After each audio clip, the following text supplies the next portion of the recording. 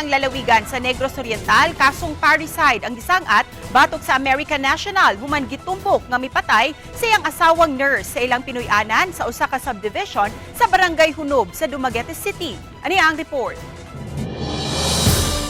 Giila ang akusado nga si Daniel Lawrence Glazer nga giingong mipatay sa iyang asawang nurse nga si Maribel Glazer pinaagi sa pagpangdagmal.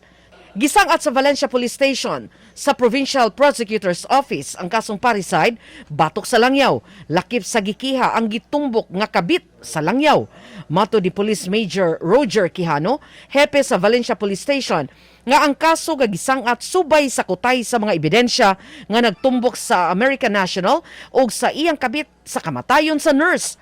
Apan nasagmuyo si Quijano, human gibuhian ang mga respondent, human ipailawom ang duha sa regular preliminary investigation inay inquest proceedings. Dili na kinahanglang musang at pa ang kapulisan og whole departure order tungod kay nahibaw na niini ang embahada sa Estados Unidos. Nagtuo ang kapulisan nga gipatay ang biktima sa ilang Pinoy-anan sa usa ka subdivision sa Barangay Hunob sa Dumaguete City apan gilubong dito sa lungsod sa Valencia. Naugkat ang patayng lawas sa biktima ni atong Hulyo 19, Martes sa gabii.